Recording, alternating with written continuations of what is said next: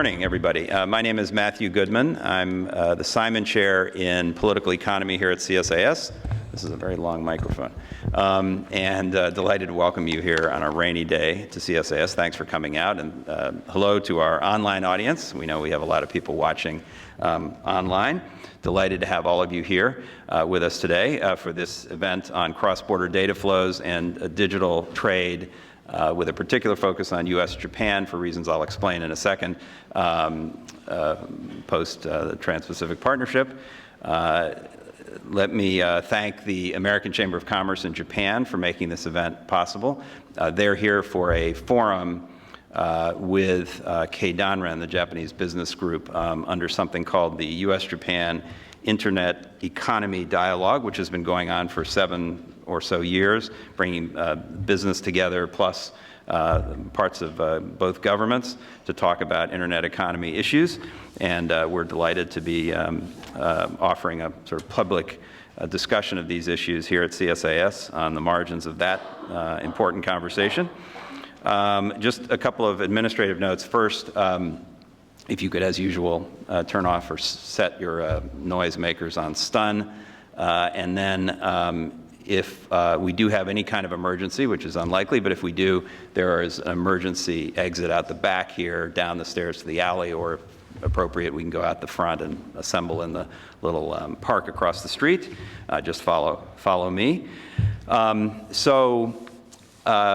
We're going to have a terrific panel up here in a second to talk about these issues, which were a centerpiece of the Trans-Pacific Partnership, the U.S. and Japan-led trade agreement that everybody knows did a number of things to establish new high-standard rules on economic and trade issues in the Asia-Pacific, and had specifically a chapter on the digital economy that was very important in advancing some important rules from a U.S. and Japanese perspective on preventing data localization, on enabling cross-border data flows, sustaining cybersecurity, and barring forced tech transfer, and a number of other things.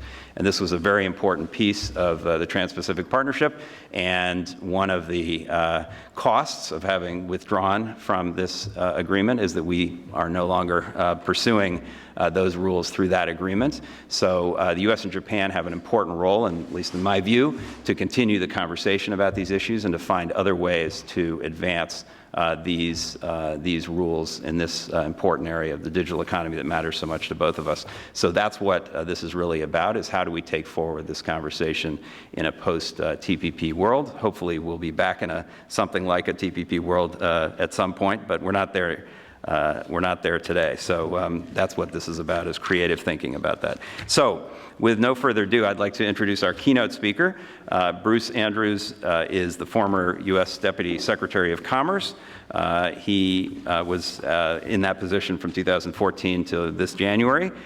He had been at the Commerce Department before that as Chief of Staff, and he's a lawyer. He was very central at Commerce in working on digital issues, including, I understand, negotiating a kind of pragmatic agreement with the EU on privacy and managing privacy and data flows in a sort of pragmatic way, and was involved in TPP as well in the digital chapter. So we're just delighted to have Bruce with us, and Bruce is going to make a few remarks, and then he's willing to take a few questions, and then we'll have our panel after that. Thanks very much. Hi.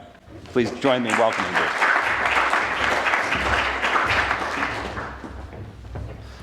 Well, good morning, everyone, both here in the room and on the online webcast. And first of all, Matt, thanks for that kind introduction. It's really great to be here. I want to thank you, but also Denise and the entire CSIS team for pulling this great event together on what is a very important topic.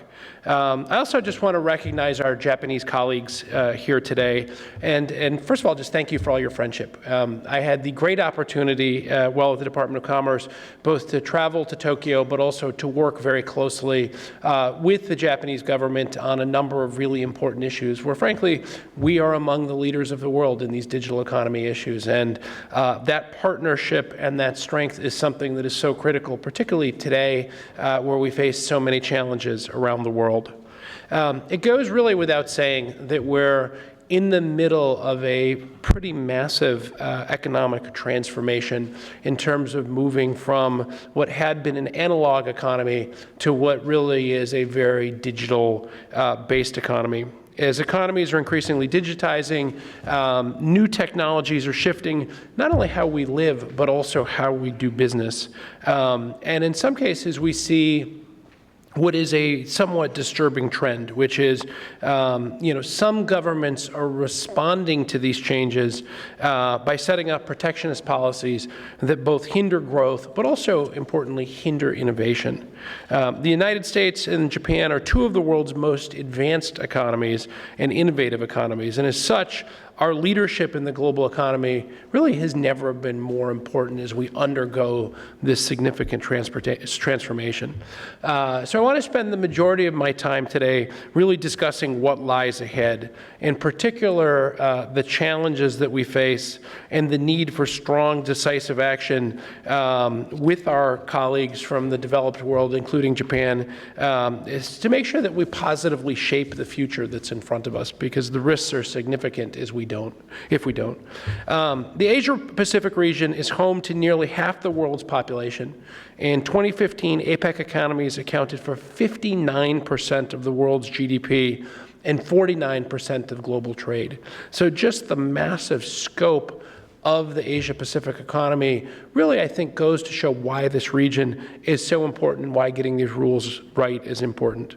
Cross-border data flows, in particular, have grown by 45 times between 2005 and 2014, according to a McKinsey report. And by 2025, digital trade will add $1 trillion annually to global GDP. I mean, you just think about that. You think about the scope of the transformation that's in front of us. So as the former Deputy Secretary of Commerce, I had the privilege of meeting with many key policymakers and business leaders across the world working on these digital economy issues. And throughout these conversations, there was one thing that became remarkably clear to me, which is that cross-border data flows will really be the central nervous system of the global economy in the 21st century. Our trade relations, there's a huge potential here, but there's also a huge potential for bad behavior and anti-competitive behavior, which makes this so important. Our trade relationships are being shaped by the new technologies that enable us to share information across borders. But as each new chapter in the digital economy has presented us with incredible opportunities, it also leaves potential for great challenges and growing pains as we grow into what is a new global economy. These changes are really happening, particularly as I mentioned earlier, with the proliferation of the Internet of Things. The Internet of Things is going to grow the scope of the digital economy, and not just IoT, because you have transformational technologies like artificial intelligence, cloud computing, but IoT is going to add to the number of devices and the flow of data in ways that I think we're only really starting to understand how massive and impactful it'll be, not just on businesses, but on the daily lives of people in all of our countries. So the challenge here is either countries can resist the future and the changes that are going on and try to block progress and reduce these data flows, or embrace the change, grow with it, and benefit from it.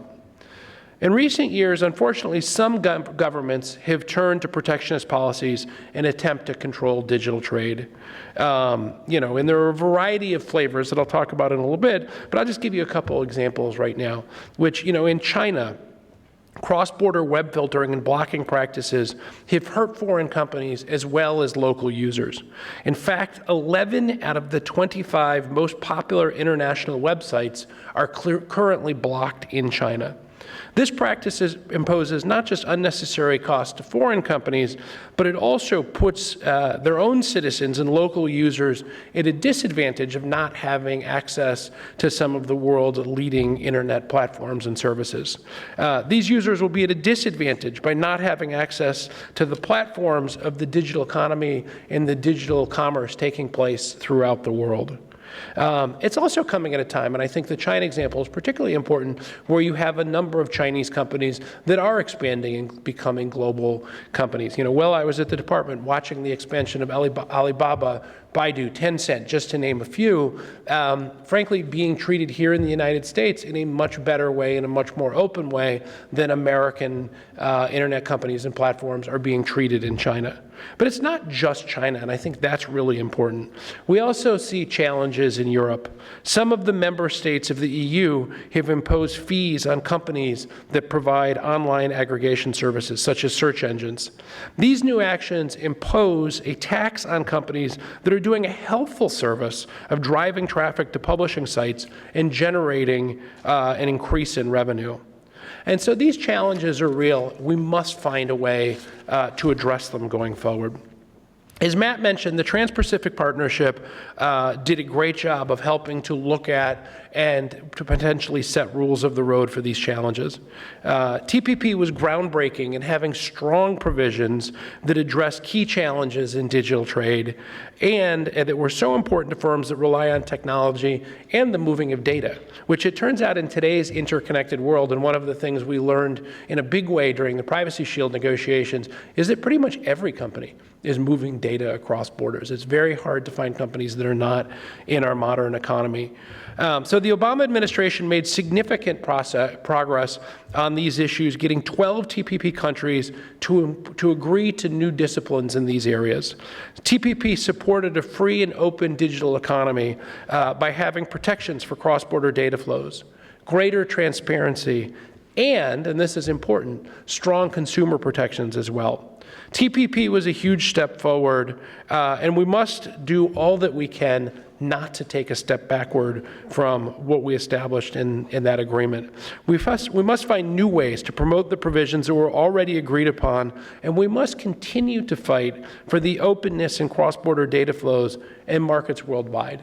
And, as Matt mentioned, I'm hoping that over the course of time, as this administration looks at how to engage in bilateral and multilateral trade, that we may be able to return to TPP, because frankly, I think it's too important, both not only to opening up the global economy broadly, but also for U.S. leadership around the world.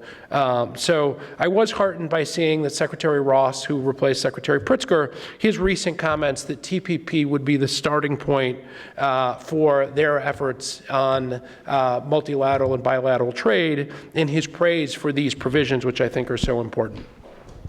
But short of TPP, there are things that we can do. And one way to do this is continuing through the cross-border privacy rules system. This voluntary but enforceable framework has proven to be effective at protecting privacy and ensuring that data flows freely throughout the APEC region. The CBPR is an APEC initiative led by the Department of Commerce, something that we spent a great deal of time with our allies on, which is continuing to gain traction today. South Korea has formally announced that they will join the system, and Singapore, Taiwan, and the Philippines are all moving in that direction. I would also note, and this is important, that one of the things we did in CBPR was trying to make sure that it had common principles with other systems around the world, and we took that into account as we did the Privacy Shield negotiations, because frankly, we want all of these systems to be able to line up with each other to make it as efficient and fluid throughout the world as possible. Another way that I think, and this is really important as well, that we can move forward is to make sure that we pick our battles wisely. Allies are essential to advance our goals in growth and innovation. And I think the U.S. Japan relationship is a pretty perfect example of how important these alliances and friendships that we have around the world, and our ability to be successful and to accomplish things with people that we have shared values and shared objectives is so important to us being successful, particularly at a time when there are so many, frankly, real threats and concerns in the global trading system.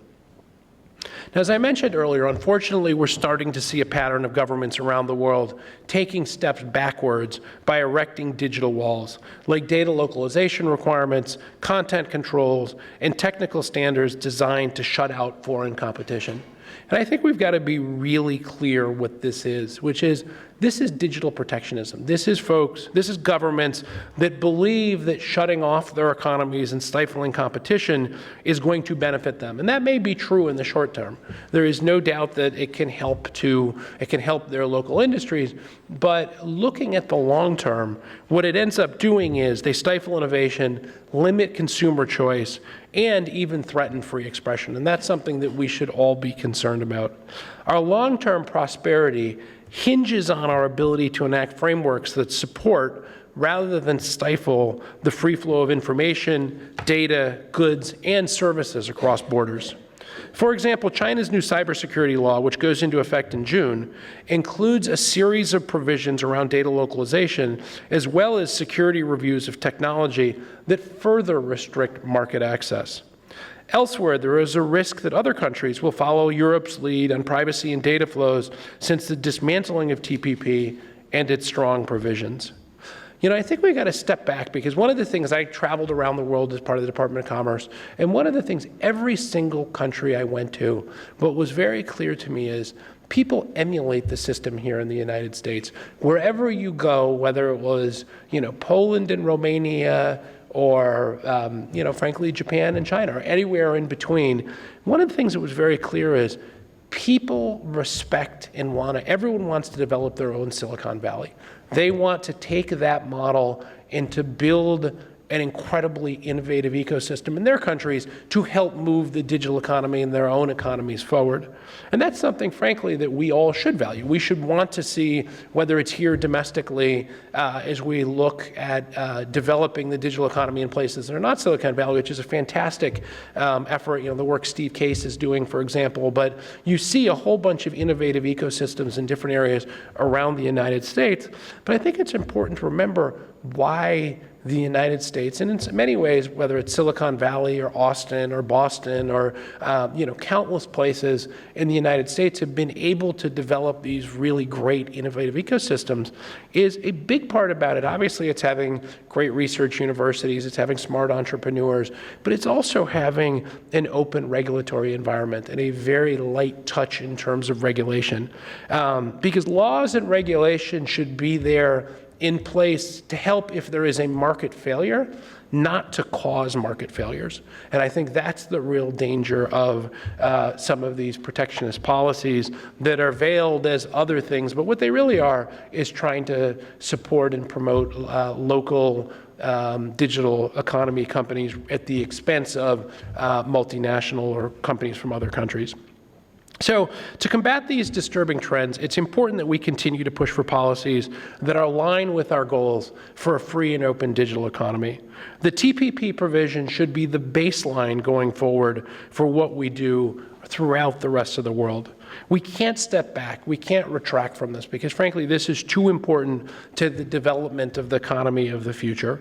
Instead, we have to double down on engagement and continue to seek engagements and agreements that strengthen the free flow of information and data and services across borders, ensure fairness, and this is really important, eliminate legal uncertainty. So someone is going to write the rules of the digital economy of the 21st century. And frankly, the question is it going to be a transparent and open process? Or is it going to be something that's closed and frankly hostile, meant to promote different countries' own particular interests?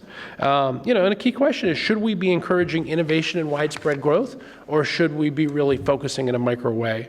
And I think the danger of these protectionist and very local-oriented policies is very clear, and I know with the next panel, you'll hear about the impact that has on innovation. So the ball is really in our court. It's an imperative, I think now more than ever, that we work together and continue to engage throughout the world on these issues. Our actions now are so important because this will determine the future of digital trade and, frankly, the growth of the global economy for years to come. So thank you, and I'd be happy to take your questions. Thanks very much, Bruce. If you do have a question, there are microphones, and please state your name and ask a question, and Bruce can take 2 or 3, maybe as a batch, if that's all right.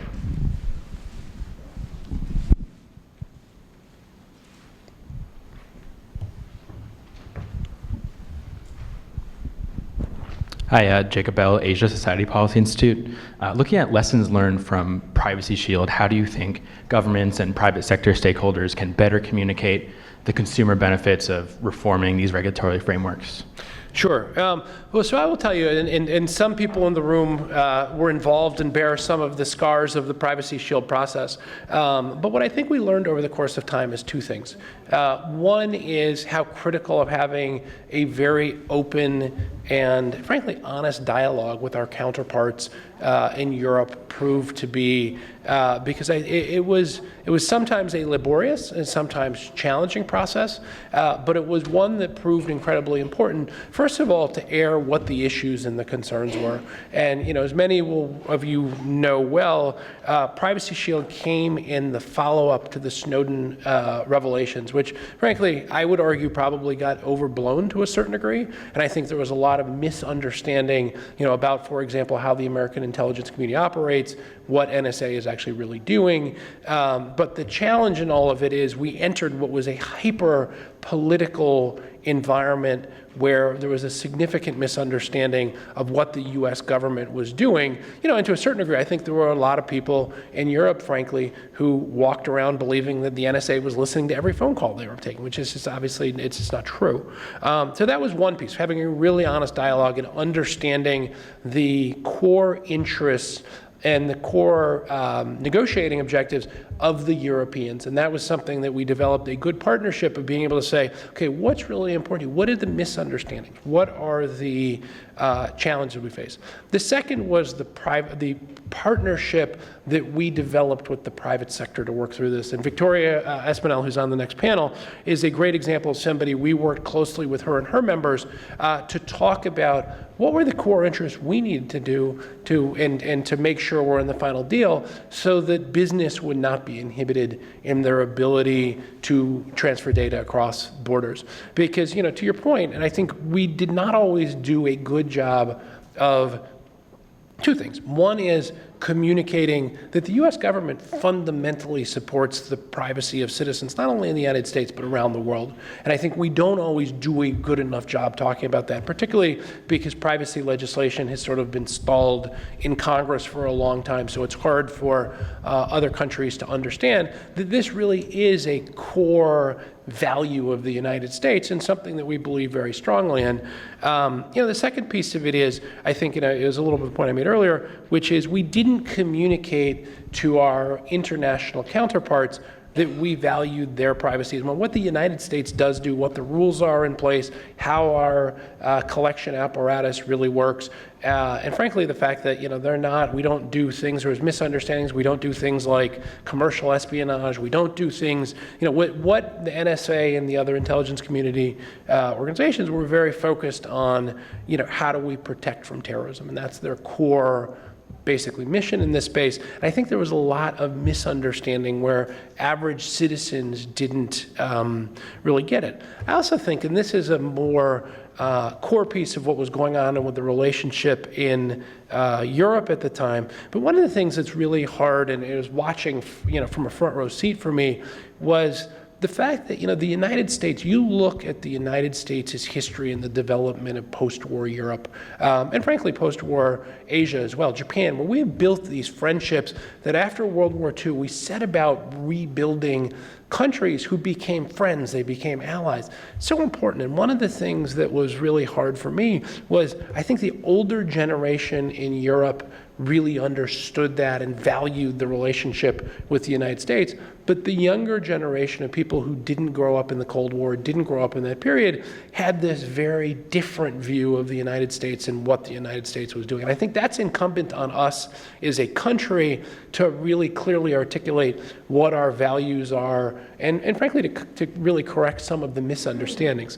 Now, with the growing, to your point about Asia, with the growing population, particularly the explosion of young people in so many of the Asian countries, we need to do a better job of articulating what the values are and what the United States is all about, so we don't put ourselves in a position, again, of being misunderstood for what our actions are.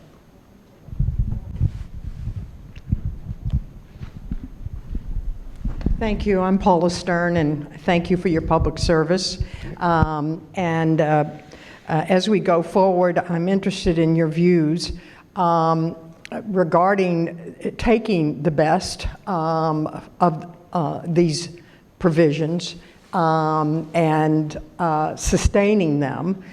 Wilbur Ross, as you suggested, Secretary of Commerce, signaling, as well as some other documents that are circulating, that some of these provisions that were in the TPP may find their way into the NAFTA negotiations, with three of at least out of 4 of the major economies of the TPP.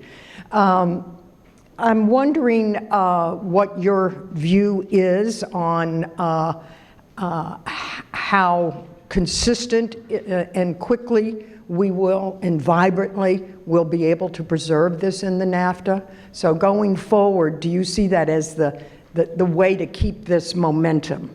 Yeah, I mean, look, I think that's a very important part of it. I mean, I think, the new administration has taken an approach. They want to do these in a bilateral rather than multilateral way, which, is, we have all, for those of us who have been involved in trade negotiations, recognize that it can be a very slow and laborious, frankly challenging, even when you are with economies that you actually have a fair amount of alignment, you have a lot of history with, you have a great understanding of, this is never easy. And so I think having a set of already agreed on and frankly well-vetted provisions will be a big advantage in those negotiations. And I really hope they do keep them together, because I think we need to enshrine them, and we need to make them the global norm that becomes the basis for every future agreement. That was obviously the goal of TPP in the first place, which is to set the rules of the road for the 21st century and really enshrine those. But that's going to be a continued challenge going forward. I do think Secretary Ross is a smart guy. I think he gets, I think has worked very hard talking to people in the digital economy to understand. I think he's got some good people around him. So it's my hope that they will take these and they will work very hard. And frankly, hopefully it won't be, at least the digital economy step won't be, or cross-border data won't be a big subject of debate. The Mexicans, the Canadians, there's not going to be a big fight over. And then using that to then become a framework for other discussions going forward will become something really important. I think the biggest challenge we have is time right now, to the extent that as we're doing this, there is no doubt that particularly China is not standing still. And I think any agreement they do will not include these provisions. And so we need to work with our allies, and frankly, we need to work broadly around the world to make these the global norms. And I think the administration gets it, but I think they'll be in a position where they're going to have to do that in an aggressive way to not lose time in the process.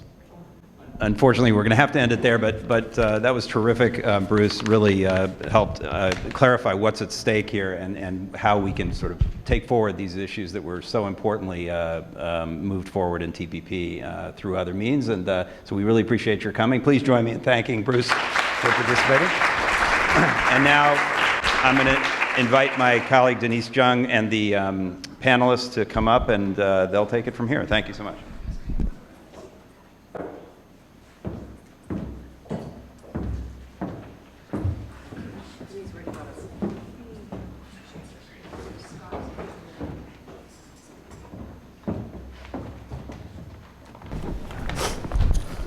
Wonderful. My name is Denise Jung. I'm the director and senior fellow here at the Technology Policy Program. I think we're running a few minutes behind, so I'm just going to kick it off and introduce our panelists. To my left, we have Scott Miller. He's the Senior Advisor and Scholl Chair for International Business here at CSIS. He's our resident expert on international trade, investment, competitiveness, and innovation issues. And of course, before CSIS, Scott was the lead for global trade policy at Procter & Gamble, among a number of other things that he's done. I also wanted to introduce Victoria Espinel. She's the president and CEO of BSA, the Software Alliance, which is a tech industry trade association that represents some of the biggest tech companies in the world, including Apple, Microsoft, and others. Before BSA, Victoria served for a decade in the White House for both Republican and Democratic administrations. She served as the U.S. Intellectual Property Enforcement Coordinator at the White House and the Chief U.S. Trade Negotiator on IP innovation at USTR. She also currently serves as the World Economic Forum's Council on Future of Software in Society. Welcome. And Toshinori Kajira, he's an expert on Japan ICT policy, currently serves as the chair for the Japan Committee on Internet Economy and Industry Forum, also a senior researcher at Hitachi. Kajira-san was deeply involved in putting together IT strategies for the Japanese government, including under the Koizumi cabinet as well as the Aso cabinet. So welcome to the panelists. I think we're going to have a really robust discussion, getting a little bit deeper into some of the topics that Bruce had talked about, and get a lively discussion going. We'll also take some questions from the audience. Victoria, I thought maybe I'd start the conversation with you. I think that overall people are relatively optimistic that the provisions in TPP and the sort of general idea around promoting digital trade will continue in other forums. But let's just take a slightly less optimistic view for a second, because I like to be contrarian. We've known for some time that TPP was at risk of falling apart. Because we didn't have the votes in Congress to ratify the treaty. Both Trump and Clinton, during the campaign, their campaigns opposed it. And of course now President Trump has officially withdrawn from the agreement. Some experts say, as Bruce mentioned, that given the sort of international political and economic climate, protectionist trade policies are really on the rise. And countries like China, with a large market for ICT goods and products, are actively seeking to promote state sovereignty over the internet. They've passed a number of laws that would require localization of data, restrictions on data flows, tech transfers, source code review. So given all of these developments, what does the future of digital trade really look like? So first I'll say I love that having a optimistic view or a pessimistic view is now viewed as slightly contrarian, because I feel like over the last 6 months there's been so much pessimism about the trade agenda, and I'm one of the people who's been sort of cautiously optimistic all along, because I think it's so clearly important to our global economy that even if there are moments in time where the trade agenda's future seems bleak or seems like it's stuck, that's clearly not going to be where we're going to go as a society or as a global economy. And the trade is far too important for it not to win out in the end. So I've been a cautious optimist all along, and it's great if that's now the general zeitgeist is cautious optimism as well. In terms of digital trade specifically, I would say, and Bruce spoke to this very eloquently, so I won't go on and on about it, but it's clear that data is already crucial to the US economy, crucial to the Japanese economy, will be crucial to the global economy. So this is kind of, I think the phrase that Bruce used, which I loved, is sort of the nerve center of the global economy, and I think that's absolutely accurate. At the same time, it is interesting that something that is so important to our economy is not yet well enshrined in the trade rules, and there's no at the moment international consensus on what data trade policy should be. There's no international default rule that data needs to move back and forth across borders with as little friction as possible. There's no international consensus that governments should be able to mandate that data centers be built within their borders, for example. And TPP obviously was the agreement that started to put that international consensus in place. I think TPP and I know you asked about the future of digital trade, but just to focus on TPP for a moment, I think TPP will live on, and whether it lives on because some of the TPP partners are still moving forward with implementation, whether it moves on because the baseline that was set in TPP is then adopted and put into other agreements, or whether there's some other mechanism. Digital trade and the importance of finding that international consensus are far too important for them to be left behind. It literally cannot happen. And so that concept of having an international consensus and having strong and clear rules around data policy will happen. It's just a matter of figuring out where it's going to happen. And I think that is So I think the future of digital trade is bright. I think at the moment there are a number of different mechanisms or forums where that future could play out, but it is, the bottom line is it is far too important to the US economy and far too important to the global economy for us not to find a way forward in making that international consensus. So I know it will happen, and now the challenge is to figure out where and when. And I will close by underscoring what Bruce said, is that I don't think we want to be leisurely in this process. It would be deeply unfortunate if the United States was left behind and other countries were writing the rules. So I think this is a no-brainer area for the administration to seize and move forward on. So Toshinori, I wanted to turn to you because we've heard a lot from the U.S. experts from their perspective, and Japan is obviously still part of TPP. Japanese officials attended the recent meetings in Chile. And I wanted to get your perspective on how those discussions went. Obviously, when the US withdrew from the process, interestingly, the Chinese and the South Koreans decided they wanted to attend the meeting in Chile. So I'm curious from your perspective, from the Japanese perspective, where is TPP going? And what does this new development mean with China and South Korea now at the table negotiating? Thank you. I want to explain at first Japanese ICT strategies. I worked almost 15 years to expand the ICT market. And the first step is broadband expansion. That only ICT vendor or carrier and services. Second step is application market. The agriculture and manufacturing and finance and so on. Then third step is now data utilization. This third step and this third step does not trade, only domestic policies. But the next step now we are thinking that digital trade makes trade times ICT policy a great issue. Then the TPP took a great role to raise trade times ICT issue, even if it's now suspended.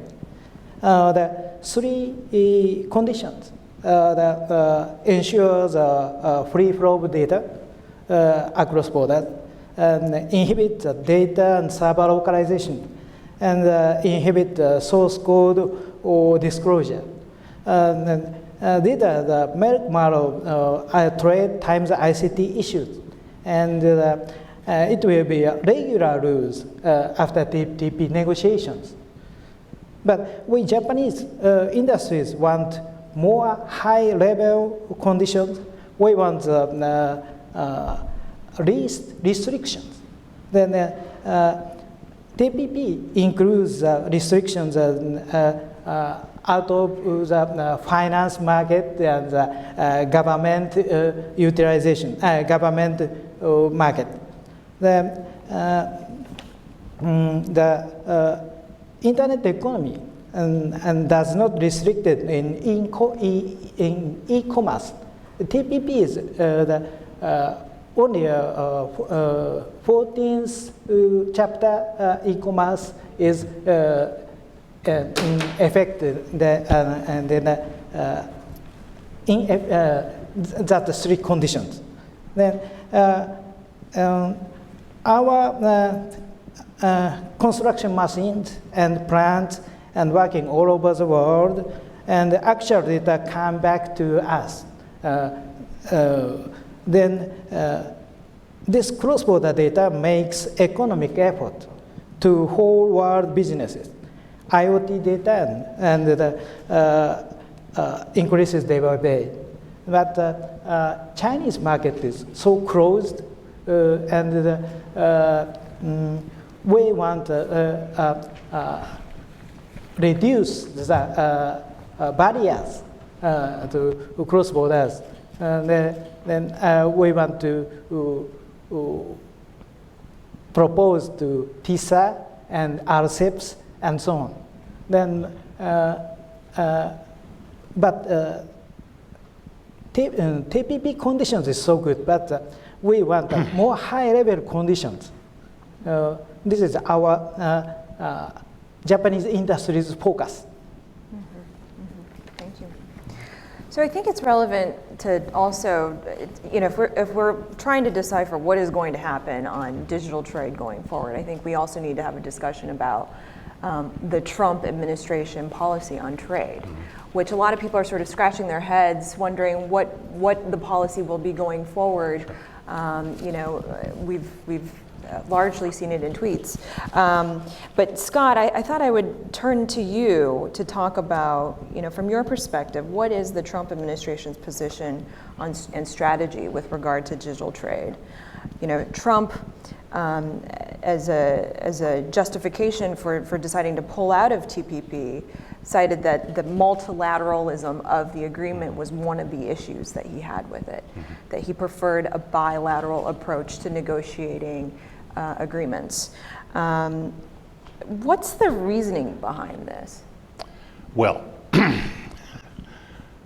first I was encouraged by Secretary Ross's comments in this space. But in terms of what the Trump trade policy is, I start with Ronald Reagan. Personnel is policy. Without personnel, it's hard to determine what the policy is. We don't yet have a U.S. Trade Representative. There are 6 Senate-confirmed jobs at the U.S. Trade Representative's office. 0 of them have been filled. So it's very difficult. I would say that the early communication is somewhat a blank slate on the digital trade. If you look at the March 1st report of the administration's trade policy, which is required by Congress, it really didn't direct too much attention to that subject. So I think we'll have to wait to see how it plays out. But I do think that ultimately we're going to wind up with people who understand the importance of digital trade to the U.S. economy and will look for ways to secure the rules that allow U.S. companies to prosper in this environment. Now, look, the scale is really important. Very quietly, about 2 years ago, the U.S. International Trade Commission did a study at the request of the Senate Finance Committee on digital trade. Not many people paid attention to it, but if you go back and look at it, they will tell you that very quietly in 2011, digital services exports exceeded agricultural exports. Now, those of you who have worked with Capitol Hill know that at least I have no idea how to pass a trade agreement without the ag community, and ag exports are really important. Digital services exports have been larger for every year the past 5 years. So this is an important piece of the economy. Second, that without prejudging the notion of bilateral versus multilateral agreements, what was established in TPP's Chapter 14 on electronic commerce is simple and straightforward and beneficial if we can get it translated. Now, we've talked a lot about it. For me, and actually the subtext of my remarks this morning were whether TPP's chapter on electronic commerce is all dressed up with no place to go. But it is dressed up, and I do want to make that point. It has 6 core obligations that would be of the interest to anybody in this space. First, extension of duty-free treatment on electronic transmissions. Second, the principle of non-discrimination, which is vitally important to almost all services. Third, the principle that domestic regulation has to be done in the least trade restrictive manner, another core component of both the GATT and the GATS. Fourth, that regulations to protect consumers and personally identifiable information must be done in a transparent manner. So transparency is key to this. Fifth, free cross-border movement of electronic signals and commerce, vitally important to our companies. And as Bruce mentioned, almost every company that is in business does this form of digital trade. Finally, and sixth, that the location of equipment is not a condition for commercial access to electronic commerce markets. In other words, governments need to focus on how the data is treated, not where the data is stored. Vitally important to our customers. Now, what can we do with these 6 core obligations? Well, I think they travel quite easily, and if you look at the structure and development of the economies of the 12 TPP parties, anything that Vietnam, Singapore, and the United States can agree to, probably would be broadly agreeable. So these kinds of things, this is actually a good place to start. It's also dead simple. I printed it out in preparation for this, 10 pages long. And unlike most trade agreements, it's actually readable by those who aren't part of the trade priesthood. So that's the good news. Now, so what do you do? What I learned in the early days of e-commerce and trade policy as it was applied to e-commerce is that getting out ahead of the protectionists really matters. And that's frankly the thing that concerns me about U.S. policy and particularly the stall and our withdrawal from TPP and what that means for the future. What we learned in the late 90s were there were I would point to three decisions that were made early on that made a dramatic difference in how the e-commerce was able to expand and prosper.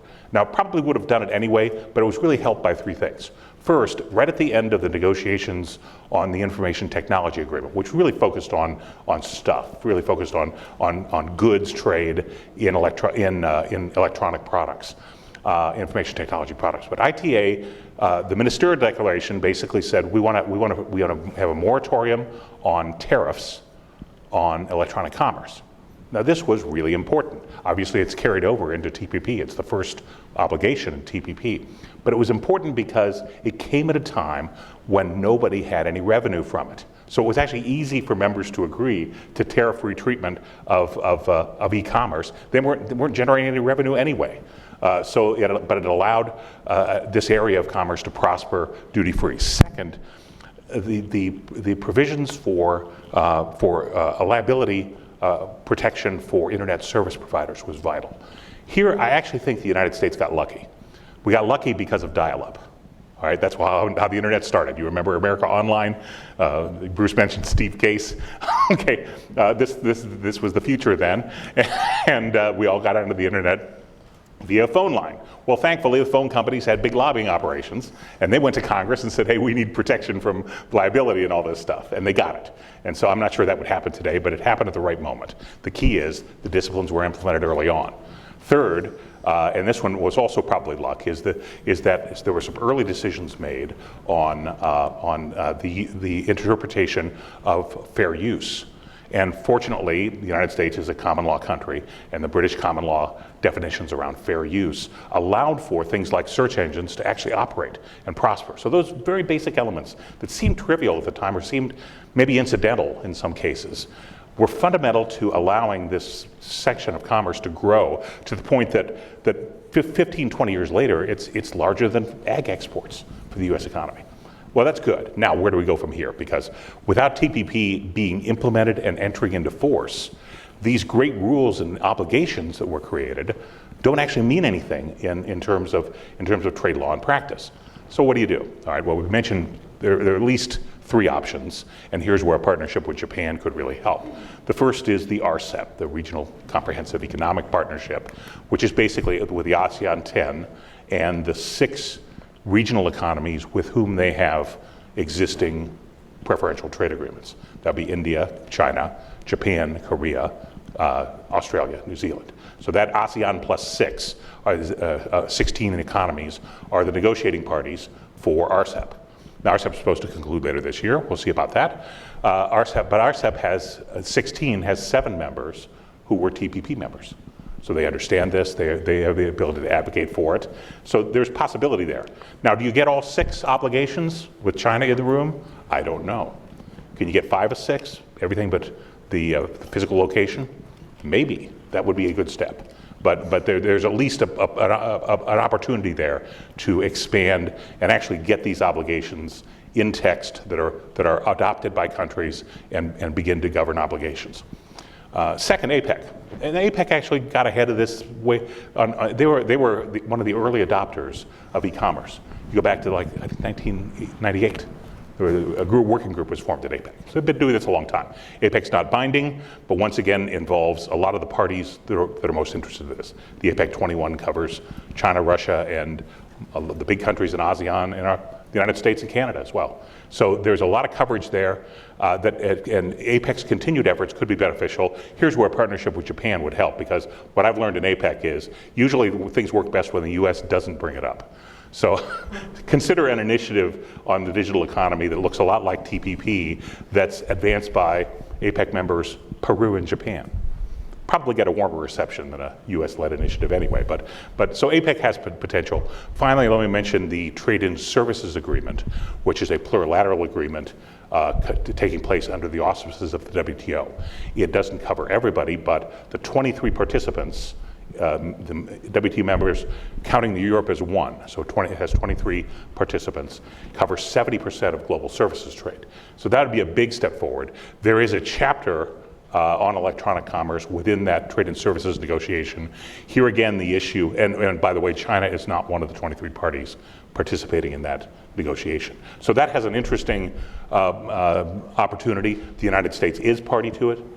So we'll see how that evolves. That would be a place for the United States to exert influence on the digital chapter of the Trade and Services Agreement. Once again, when it closes and when it enters into force would be the key thing. So what I worry about most is not whether these obligations are good for everybody, because they are. It's whether we actually get them implemented and get ahead of the protectionists. Thanks. Can I just build on that quickly? So in terms of the future of the trade policy under the Trump administration, I would say 4 things. 1, it's early days. The point has been made. Many people aren't in place yet. 2, I think what we've heard from Secretary Ross and from the answers that Mr. Lighthouser gave during his confirmation hearings have been positive. So that's good. 3, this is a clear win for the United States. So that, again, leads me to the conclusion that this is something that the administration will take up. The nice thing about it is it's not just a clear win for the United States, it's also a clear win for the global economy. But the 4th thing I would say is TPP was a great and very important starting place for digital trade policy. What I would really encourage this administration to do is take what is in TPP and not just have that live on, but actually build on it. I think take it as a baseline and try to build on top of it, because I think there's even more that can be done in this area. We will soon have some more specific thoughts on exactly what that looks like, but I would say take TPP and then take the very important provisions that were agreed to in TPP and then build on top of those. Toshinori, do you have comments on that? I'm curious, we talked a lot about how to build upon the principles in the TPP, but what about the U.S. Japan relationship in particular? How can we leverage that strong relationship to promote this agenda going forward? Yeah, of course, U.S. Japan will lead the free trade and the internet economy expansion. And the TPP, she said, actually the TPP is the start point. We want a more high-level agreement and multiple negotiation. But leadership,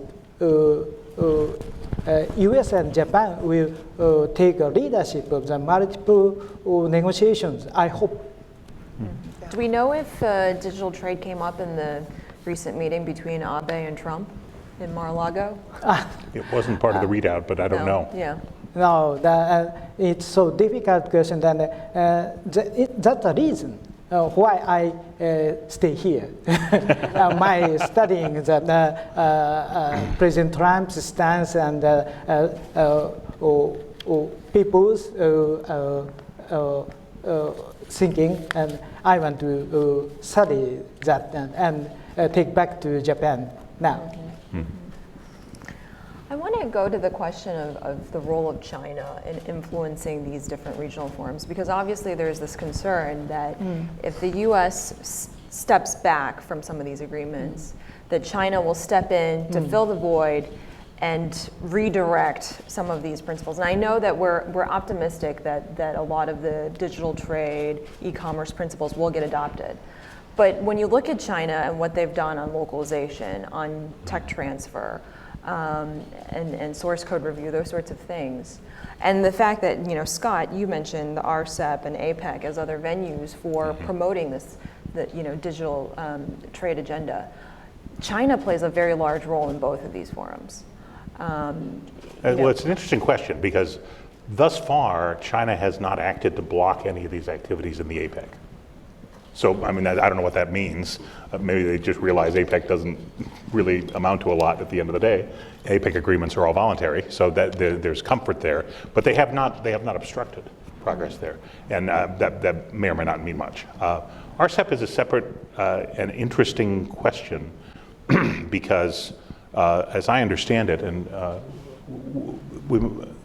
China's role in APEC, while it ought to be central, often is not, because the structure of the negotiations are kind of ASEAN plus N. So you have meetings in advance of a negotiating round with the 10 ASEAN parties and with the 6 ASEAN partners, but not China per se. And so it's hard to get a sense of what might happen there. Once again, I would note that I don't understand why China would have a major objection to at least 5 of the 6 obligations in TPP. You know, I can't imagine China signing an agreement that would object to a non-discrimination clause. Obviously, that's part of their WTO obligations. That's a very basic component of a trade agreement. Also, the idea of least trade restrictive regulation. These kinds of things are normal, as a normal course of international agreements, and ought to be, I would expect it to be part of any preferential agreement as well. So there ought to be some parts of this, some of the obligations that would translate into RCEP. I don't know, do you have comments on RCEP? I don't have comments on RCEP. I'm happy to speak to China. Although I'll beg your indulgence, Denise, by going back to the question of U.S. Japan cooperation just quickly, because I think it's so important that it's worth spending many moments on it. I actually just coincidentally leave for Tokyo on Saturday, and this issue, the issue of cross-border data flows and cooperation between the United States and Japan, will be kind of the central tenet of that trip, because I think it is so important. I think this is a moment in time where the U.S. and Japan and show real leadership in working together on this issue. And there's a number of different forums that they could do that in, right? So one is, I think the bilateral economic dialogue that Vice President Pence will be leading with Japan is a really important place to try to move this issue forward and bolster that cooperation. So I think that's very important. I think moving to the multilateral, I think having the United States and Japan continue to be leaders on this issue in the context of the GS and the G20 is very important. Germany this is also an issue where I think Germany sees its future. So I think this is actually a really positive moment to try to get some momentum in the G7 on this issue. So I hope that Germany, US, and Japan are all working together on that.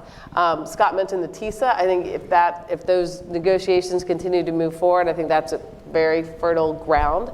And then the fourth area I would highlight is I think when the United States and Japan are in negotiations with other nations, not with each other, but in other nations. So the negotiations that Japan is having right now with the EU on their free trade agreement, or the negotiations that the United States will likely be having with Canada and Mexico on NAFTA, they should each be pushing forward on these issues in their own bilateral or trilateral discussions. I think hopefully in sort of close coordination and cooperation with each other, but independently. And I would urge that Japan, as I know it has been, to be working very hard on this in the context of the the EU-Japanese Free Trade Agreement. I'm obviously not at the table there, but I can imagine that as a challenging issue in that discussion. Yeah. And Japan has showed real leadership on this, and I strongly encourage them to continue to do so. Yeah, China is a difficult country for internet economy for us.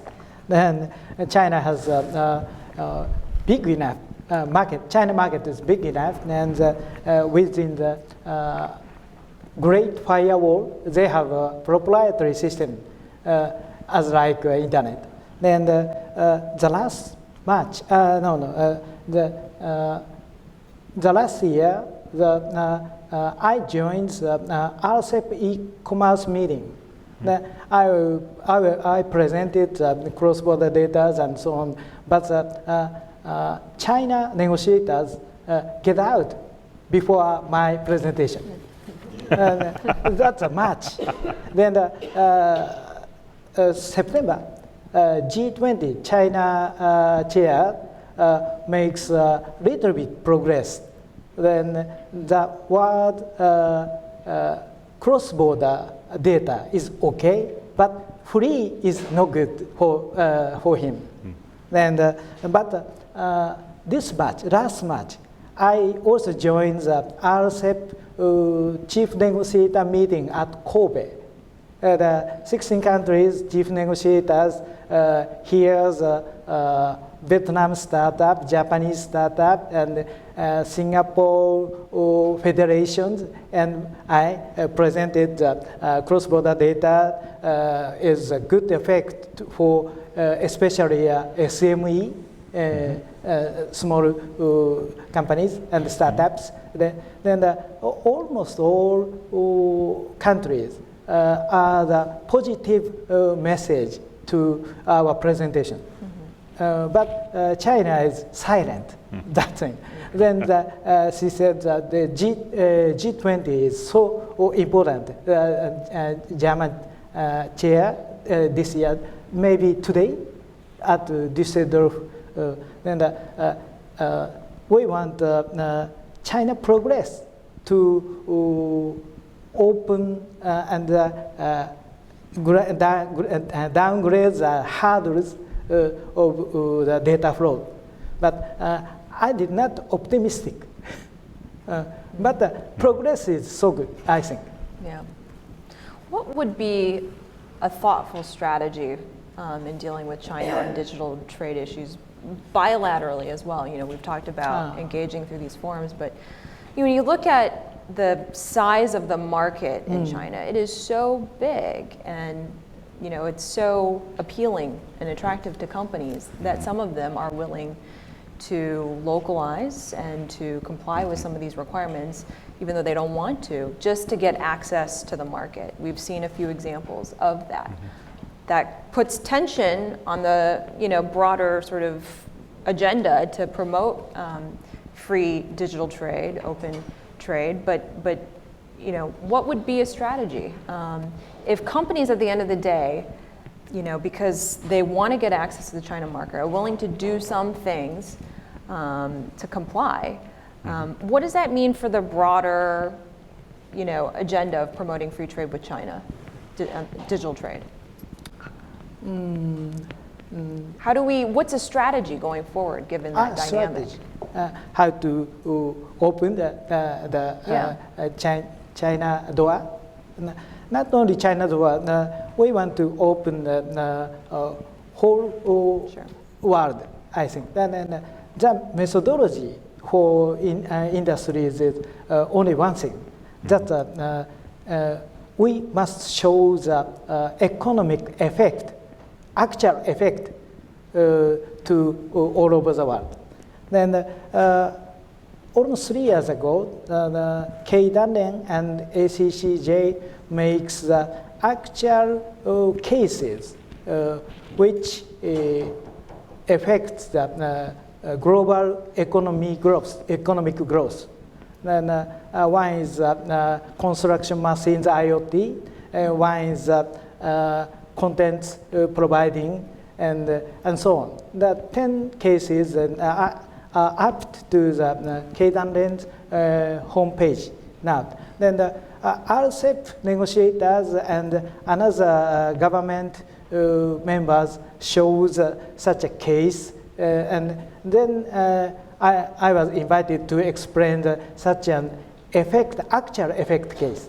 Then we want to estimate, we should estimate the actual and numerical effect, the economic effect. Yeah. Then that will be the key of the open every country's door. One of is also the China door, I think. Yeah. This is kind of a dirty word, but it starts with an R, and it's reciprocity. I couldn't help but think of it when Bruce was saying a lot of the Chinese companies, they're treated more favorably in the U.S. than American companies or Japanese companies are treated in China. Well, but look, do we want to put reciprocity on the table? Ultimately, it comes down to interest, right? And to the extent that Chinese entrepreneurs, Chinese firms, and Chinese consumers have interest in connecting to the world at large and being part of the sort of digital services trade writ broadly, I think what you have is the grounds for some some agreement based on mutual interests. I would point to the moment when the government of China would have rather not had Google operating in China, but it was I believe, if I recall the story right, the Chinese scientists who basically said, we need these guys. And it resulted in a different end state than the one that was sought initially. So ultimately, it's commercial interests that drive all kinds of trade agreements. And I don't know why this would be any different, even considering the players. Yeah, I think every government acts in its own interest and acts to try to support its own citizens. One thing I think is going to be really interesting to watch in terms of the overall dynamics of global trade is how China positions itself. And I was in Davos for President Xi's speech. I thought it was fascinating to have him pick that as a venue. So I think China has generally not been that active at the WTO. They have not been that active in European-based multilateral discussions. They've obviously been very active in terms of investment around Asia and Africa and building those sort of economic trading relationships, but they've not had the same presence in Europe, and they certainly haven't participated in the multilateral system in the way other governments have. So to have President Xi come to Davos, which doesn't really get more European, and make a speech that was so focused on the importance of globalization, he said very clearly 750 million people in China have been lifted out of poverty because of globalization. I understand this is the future of my country. I understand this is the future of the world. And I thought it was fascinating that he picked that venue, and I thought it was a very clear marker that he is thinking, potentially because he feels that there's a vacuum of leadership to step into, potentially just because he thinks it's the best economic interest of his country, that he is, but that seemed to me a very clear indication that he is thinking about changing how China positions itself on trade and how China ultimately will interact. You won't, that's not going to filter down instantaneously to the different forums where trade discussions happen, but I thought it was a very clear signal from the top of the direction that he is thinking of, and that is going to be a really fascinating dynamic to watch. Yeah. Why don't we take a few questions from the audience? We have microphones in the back there. If you just raise your hand, announce yourself if you have a question.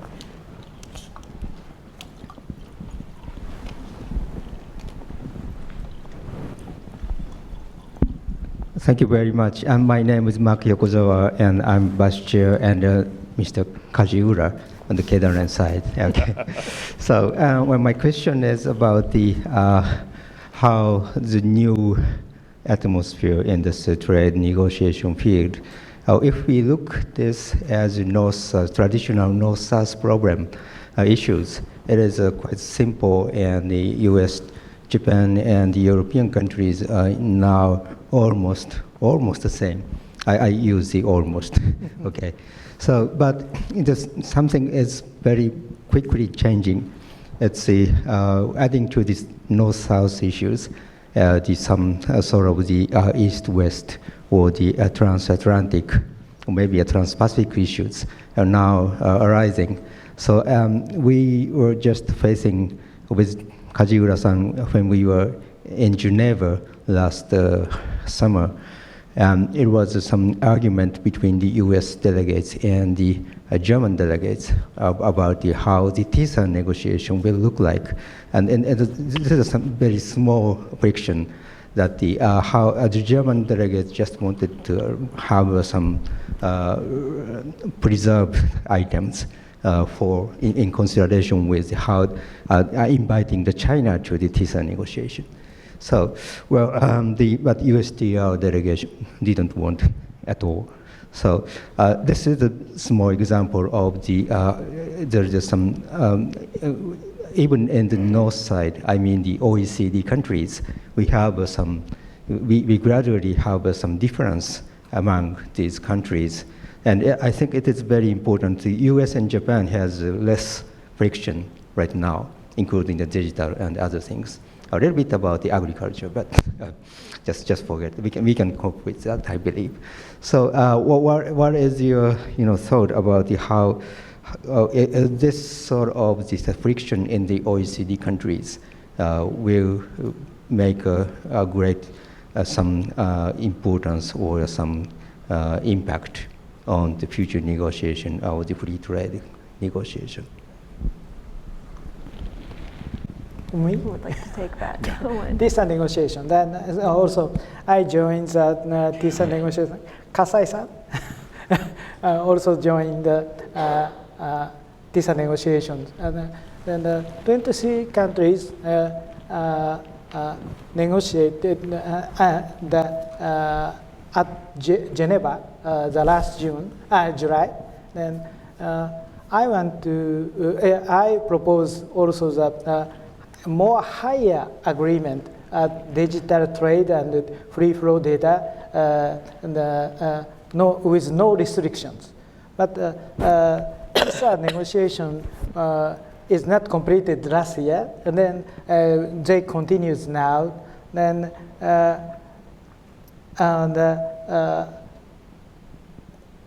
also U.S.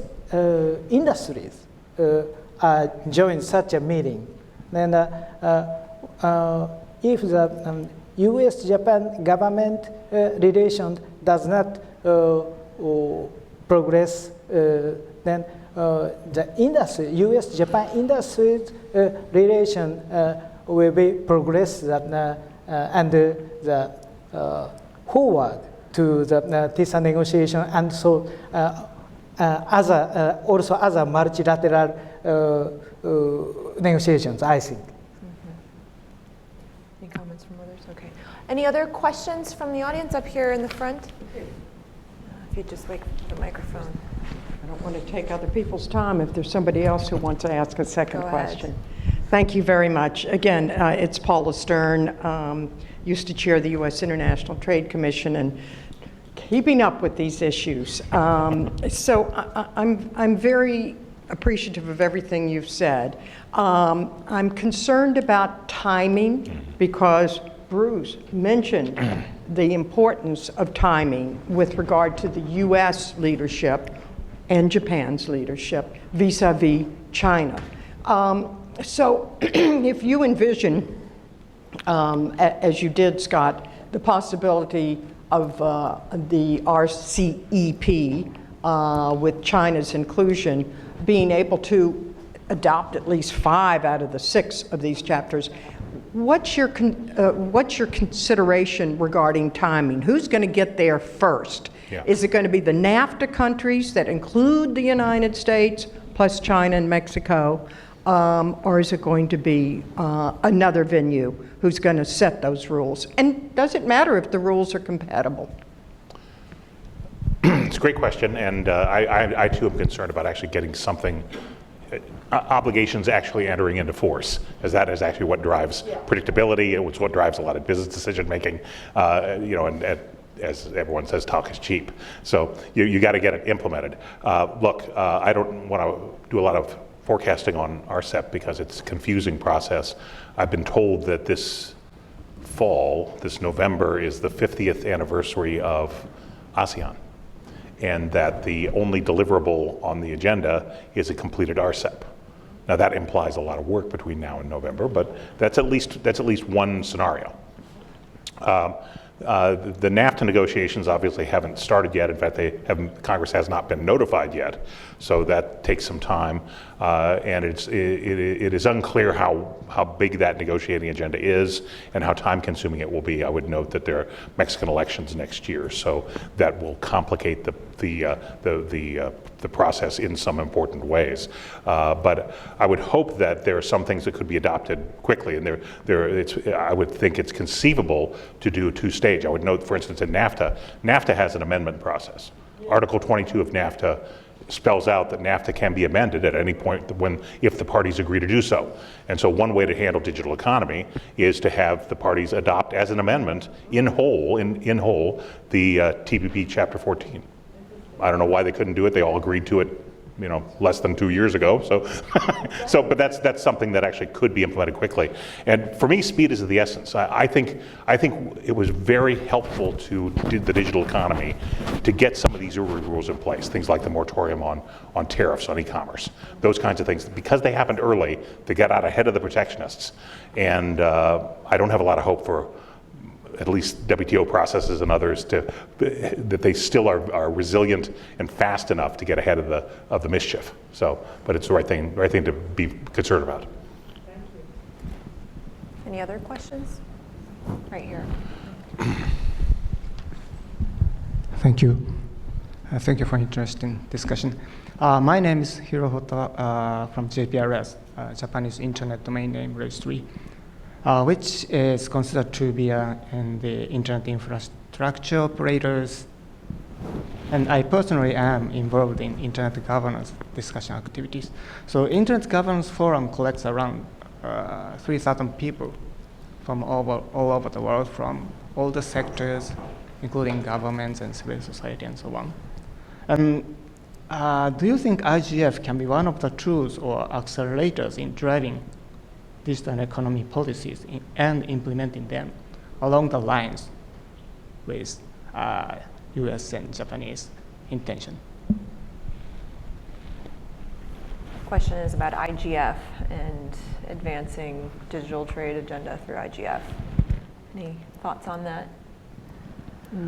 So I don't know that much about IGF. I know it's done a good job of bringing together kind of a multi-stakeholder process. That's been kind of one of the fundamental tenets of IGF. And so I think in that way, I think it's a great positive example. I think it depends what you mean by driving trade policy. So I would say IGF, having IGF be a force for a free and open internet and continuing to stand by those principles, I think that's very important. I think having IGF be a body that was going to get sort of into the details of tariff moratoriums would candidly probably not be appealing to the people at IGF because it's not their background or experience and not the right forum. But I think absolutely having IGF continue to be a voice for the importance of having a free and open internet, I think that's critically important. Any other questions? Good morning. My name is Yoshitaka Sugihara, chair of the ACCJ Internet Economy. We just had the Internet Economy Private Forum yesterday, and that was the identically or what Victoria said before. I have the more process questions. You mentioned that the U.S. on the NAFTA and the U.S. Japan bilateral and others. I think what's the real step for the U.S. Japan bilateral is that so reaffirm the sixth principle or TPP for those bilateral is the first step, or do you think something else? Maybe you can put on our request to the both two government in the Vice President Pence and then Deputy Prime Minister Aso's discussions. How would you proceed the process of a bilateral between U.S. and Japan? A bilateral free trade agreement? No, not really free trade, but also the economy. There's the digital e-commerce chapters, like a reaffirm of sixth principle, or put on more things on it. Yeah, well, this is total speculation, but it strikes me that a U.S.-Japan agreement on the digital economy that basically that put a new title on Chapter 14 of TPP and put two signature lines on the bottom would be fairly easy to accomplish. It's a little like the U.S.-Israel agreement on almonds, which does exist, by the way. So, where there's a lot of those in trade policy, there would be no bar against it. And as I understand our current law, that there would be no change to U.S. law for the United States to adopt in whole what's in Chapter 14 of TPP. So it's theoretically possible if it's a priority, if we decide that would be important to do. I don't know why we couldn't do it. But I would encourage the U.S. administration and the Japanese government to think even more bigger. ambitiously than that. Yeah, think big. And think about how to use the economic dialogue between the United States and Japan to take that baseline in TPP and then push it even further. Well, if there are no more questions from the audience, I thought I would conclude by just asking one question for all of the panelists to answer, and that is, if you could leave us with one recommendation, concrete recommendation for what the Abe administration should do, what the Trump administration should do, and then also what industry should do to advance these goals. I'll start off because I was actually sort of thinking about this in the back of my mind. I think, myself and my day job, very immersed in tech, very immersed in this issue. I think everyone in this room probably is fairly immersed in this issue. So I think we all understand the importance of it. I think it'd be easy to lose sight of the fact that While I and the companies I work with are very excited about the data revolution and where that's going to take our economy and where that's going to take our society, not everyone is as deeply immersed in it as we are. And I think this is still very early days for data trade policy. This is still a cutting edge issue that a lot of governments haven't yet thought deeply about. And I think there's still a massive education process that needs to happen to try to explain why this new issue is going to be so important to the global economy. And I think that's something the U.S. administration can do. I think that's something the Japanese administration can do. And I think that's something that industry, U.S. industry and Japanese industry should be working together on. And not lose sight of the fact that this is still a very new issue, and we need to make sure that we are explaining clearly why it is so important. So the cabinet, Abe cabinet, the progresses digital innovation now. We must enhance more innovation by data utilization. The data utilization law has launched the last December in Japan. The Cabinet Abe progresses actually the digital innovation, but it's almost only inside Japanese in Japan. Then our industry's mission is spread to the innovation wave to all over the world.